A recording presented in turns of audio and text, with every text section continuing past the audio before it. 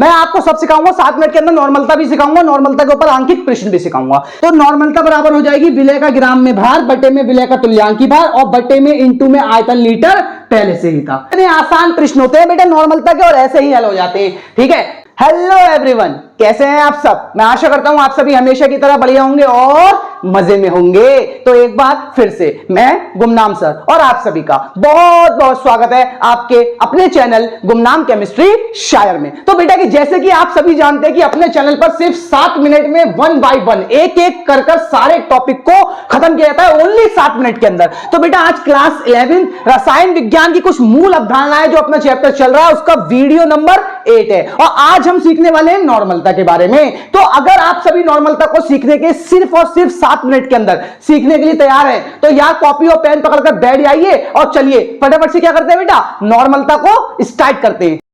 तो देखिए भाई क्या होती है नॉर्मलता। देखो नॉर्मलता यार पहले तो नॉर्मलता की डेफिनेशन की बात आती है कि नॉर्मलता की डेफिनेशन क्या होती है। मैं आपको सब सिखाऊंगा, 7 मिनट के अंदर नॉर्मलता भी सिखाऊंगा, नॉर्मलता के ऊपर अंकित प्रश्न भी सिखाऊंगा। देखो सबसे पहले नॉर्मलता की बात आती है कि नॉर्मलता की डेफिनेशन होती है। देखो नॉर्मलता को इंग्लिश में बोलते हैं नॉर्मेलिटी और इसे कैपिटल एन से प्रदर्शित करते हैं।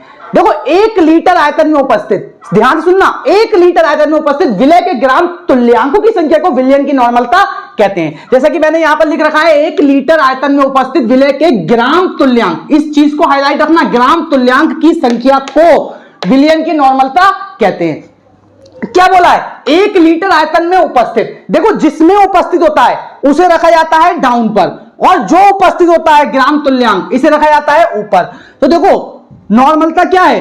1 लीटर आयतन में उपस्थित विलय के ग्राम तुल्यांकों की संख्या, उपस्थित कौन है? विलय के ग्राम तुल्यांक को ही विलयन की क्या कहते हैं? नॉर्मलता कहते हैं। अब देखो यहां से इसका आप मात्रक निकाल सकते हो, ये देखिए तुल्यांक प्रति लीटर, तो इसका मात्रक क्या होता है?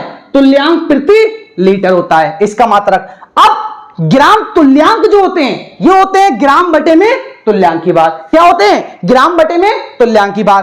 अब आप क्या करिए, इन ग्राम तुल्यांकों की जगह इसको लगा दीजिए, कहां पर? यहां पर। ये देखिए ग्राम तुल्यांक है, लेकिन ऊपर जो ग्राम तुल्यांक है वो है किसके? विलय के।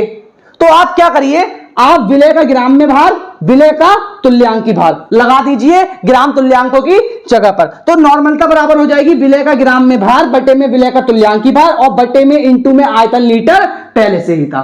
तो ये नॉर्मलता का आपका फॉर्मूला हो गया।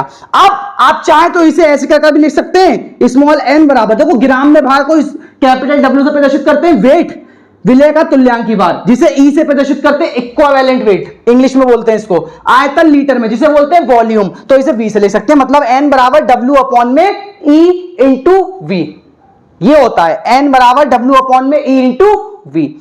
तो ये तो आपकी हो गई नॉर्मलता। अब मैं आपको इसको समझाता हूं। देखो थोड़ा सा समझने की कोशिश कीजिएगा, इधर की ओर देखें। सपोज ये हमारे पास एक बर्तन है, इसमें मैंने भर लिया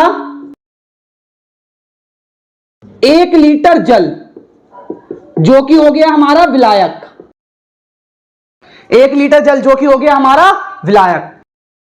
इसमें घोल दिया मैंने NaCl घोल दिया, तो ये हमारा क्या हो गया? विलय। अब देखो विलायक का आयतन कैसा है? लीटर में। 1 लीटर जल है जो कि विलायक का आयतन हो गया, तो विलायक का आयतन कैसा है? लीटर में। टोटल विलयन का आयतन भी कैसा रहेगा? लीटर में। अब NaCl विलय, तो इस समय पर इस विलय के जितने ग्राम तुल्यांक नहीं जानते कितने, सपोज ये 1 लीटर था, इन केस समझ मान लो ग्राम तुल्यांक 2 हैं। ग्राम तुल्यांक कितने हैं? 2। तो ग्राम तुल्यांक 2 है ना, तो इधर देखिए, तो नॉर्मलता क्या हो जाएगी?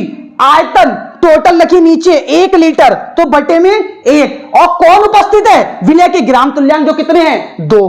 तो नॉर्मलता आपकी रह गई 2। इस केस के लिए नॉर्मलता ये बनेगी। इस तरीके से नॉर्मलता को निकाला जाता है, यही नॉर्मलता होती है। अभी कहानी खत्म नहीं होती, मैं आपको नॉर्मलता के ऊपर एक अंकित प्रश्न भी कर दिखाऊंगा इन्हीं 7 मिनट के अंदर। देखो बेटा ये एक क्वेश्चन है, 0.4 ग्राम NaOH को 100 ml जल में घोलने पर विलयन की नॉर्मलता ज्ञात करें। 0.4 ग्राम NaOH को जल में घोलने पर, देखो ग्राम में मात्रा दे रखी है, W दे रखा है कितना? 0.4 ग्राम। ठीक है, NaOH का तुल्यांकी भार निकालेंगे। इसके पिछले वीडियो में तुल्यांकी भार निकालना सिखाया है। अणु भार बटे में देखो Na का परमाणु भार 23, O का 16, H का 1, तो इसको जोड़कर आप टोटल निकालिए 23 + 16 + 1 अणु भार बटे में। जब NaOH का क्षार का तुल्यांकी भार निकालते हैं OH माइनस आयन, तो बटे में 1 बराबर 23 1 24 और 16 40, तो ये आया इसका 40 तुल्यांकी भार। आयतन दे रखा है कितना 100 ml।